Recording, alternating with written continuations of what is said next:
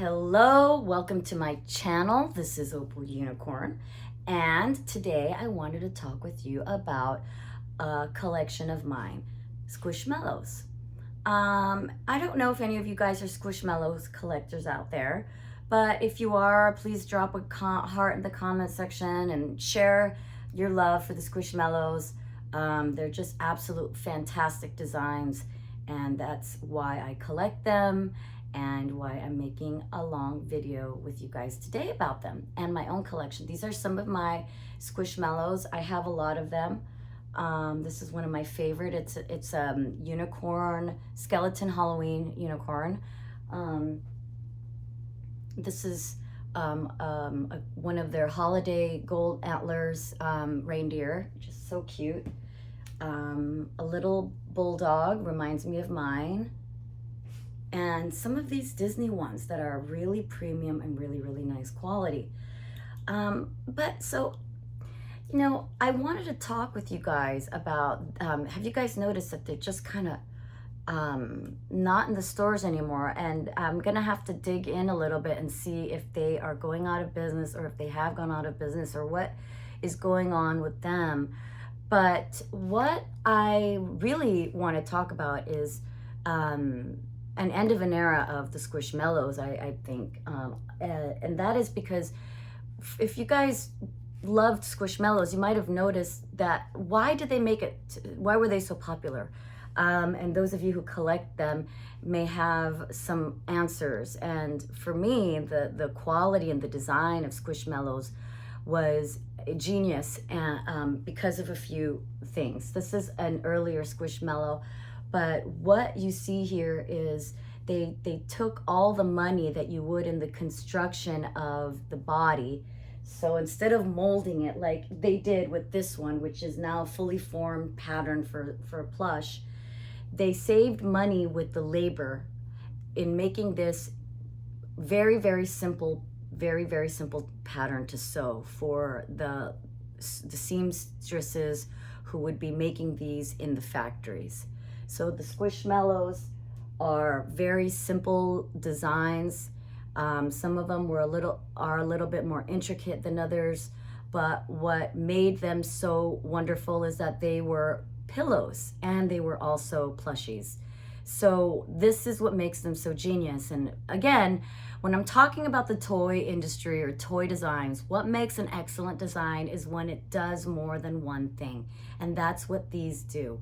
These take two things in one: a practical item like a pillow, in an aesthetic design like a plushie, and they made a baby, right? And they made a hybrid, a Squishmallow, right?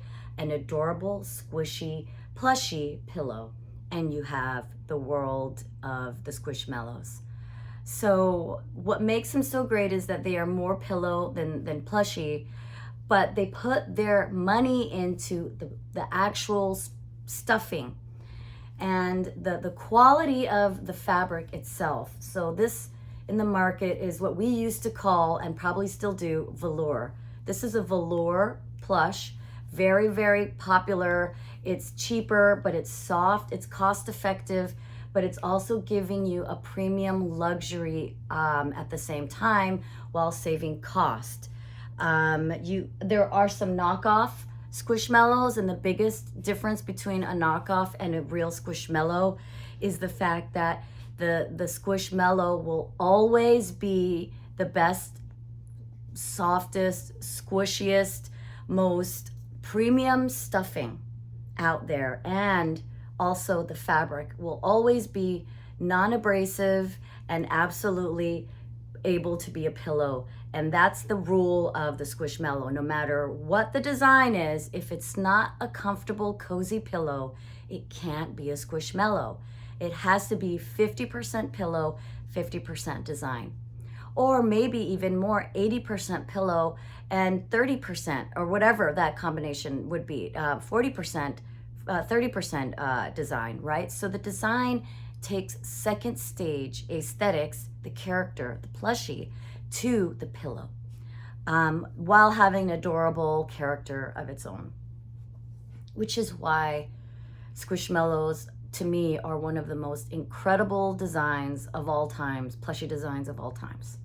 And I do see that they are no longer on the market. I see the knockoffs kind of like taking over or being the only things left. And I do think with all of the prices that are going up, the toy market always suffers. It's one of the first markets that suffers during economic shifts because of the fact that toys are not an essential, and that the products and the materials that are used end up getting cut away in order for the companies to continue getting a margin. And when these companies go through a huge economic shift like it does, then the toys end up changing, the designs end up changing to go along with what is acceptable for the margins and the businesses going forward. So that's why a lot of times you'll see a huge shift in the way toys are made from generation to generation. It has also to do with the amount of money and costs able to do that toy. And once the cost of that toy is unable to match the margins needed to fulfill their business quotas, they end up just disappearing into the dust. And a new generation of toys takes over.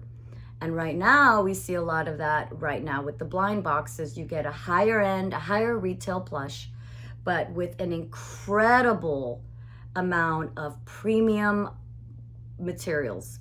And so anyway, that's another video for another day.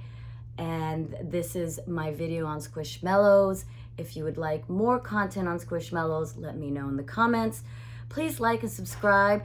As you know, I'm Opal Unicorn, and you can always check out my merch and my own designs and products on opalunicorn.com. My new tarot cards, Opal Unicorn Tarot deck, and a ton more, you guys. So thank you so much for watching, and see you in the next video.